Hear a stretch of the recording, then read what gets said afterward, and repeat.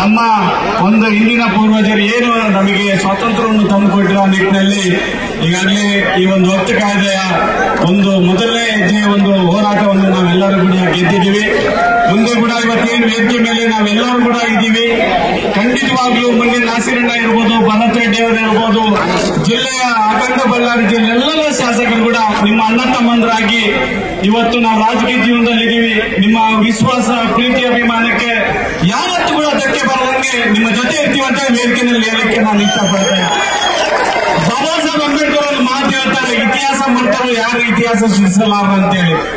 ತಾವು ಬಿಜೆಪಿಯ ಒಂದು ಮನಸ್ಥಿತಿಯನ್ನು ತಾವೆಲ್ಲ ಅರ್ಥಕೊಂಡಿದ್ದೀರಿ. ಇವತ್ತು ಅವರು ಇತಿಹಾಸವನ್ನು ಮರ್ತಿದ್ದಾರೆ. ಇವತ್ತು ಅವರಿಗೆ ಕೊಟ್ಟಂತ ಒಂದು ಜನಾದೇಶವನ್ನು ದುರ್ಬಳಕೆ ಮಾಡಿಕೊಂಡು ಜನರ ಪ್ರೀತಿ ಅಭಿಮಾನಕ್ಕೆ ಅವರು ವಿರುದ್ಧವಾಗಿ ಇವತ್ತು ನಡ್ಕೊಂತ ಇದ್ದಾರೆ. ಆದ್ರೆ ಇವತ್ತು ಅವರಿಗೆ ಟೈಮ್ ಇಲ್ಲ, ಅಂದ್ರೆ ಕಾಲಸ್ಥಿತಿಯಲ್ಲಿ ಅವರಿಗೆ ಒಂದು ಆದ್ರೆ ಮುಂದಿನ ದಿನಗಳಲ್ಲಿ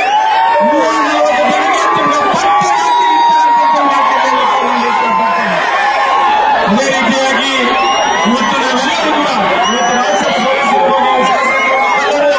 ಸಿದ್ದರಾಮಯ್ಯ ಸಾಹೇಬರು, ಡಿ ಕೆ ಶಿವಕುಮಾರ್ ಸಾಹೇಬರು, ಸಂಪುಟದ ಎಲ್ಲ ಸಚಿವರು ಎಲ್ಲರೂ ಕೂಡ ಅವರು ಕೂಡ ನಮ್ಮ ವಯಸ್ಸಿನ ಕೂಡ ನಮ್ಮ ಪರವಾಗಿ ಎಲ್ಲ ಕೆಲಸ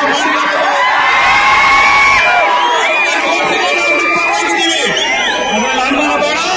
ಮುಂದಿನ ದಿನಗಳಲ್ಲಿ ಇವತ್ತು ನಮ್ಮಿನ ಕೊಟ್ಟಿದ್ದಾರೆ. ನಾವು ಮುಂದಿನ ಭವಿಷ್ಯಕ್ಕೆ ನಾವೆಲ್ಲರೂ ಕೂಡ ಈ ಸ್ವತಂತ್ರ ಭಾರತದಲ್ಲಿ ನಾವು ನ್ಯಾಯವನ್ನು ಕೊಡಬೇಕಾಗಿದೆ. ಇವತ್ತು ನಾವು ಸದೃಢರಾಗೋಣ. ಈ ಮುಂದಿನ ದಿನಗಳಲ್ಲಿ ಈ ಸಂವಿಧಾನದ ವಿರೋಧಿಯ ಒಂದು RSS ಇರ್ಬೋದು, ಈ ಬಿಜೆಪಿ ತಕ್ಕ ಪಾಠ ಕಲಿಸಲಿಕ್ಕೆ ನಾವು ಮುಂದಾಗೋಣ. ಇವತ್ತು ನಾವು ಪ್ರಮಾಣ ಮಾಡಿ ಹೇಳ್ತಾ ಇದೀವಿ. ನಾಸಿರಣ್ಣ ಇರ್ಬೋದು, ಎಲ್ಲರೂ ಕೂಡ ನಾವೆಲ್ಲರೂ ಕೂಡ ಈ ಒಂದು ರಾಜಕೀಯ ನಿಮ್ಮ ಪಾಲಿಕೆ ನಿಮಗೆ ನ್ಯಾಯವನ್ನು ತೋರಿಸತಕ್ಕಂಥ ಕೆಲಸ ಸಮಾಜದಿಂದ ನಾವು ಮಾತಾಡಕ್ಕೆ ಹೋಗೋದಿಲ್ಲ.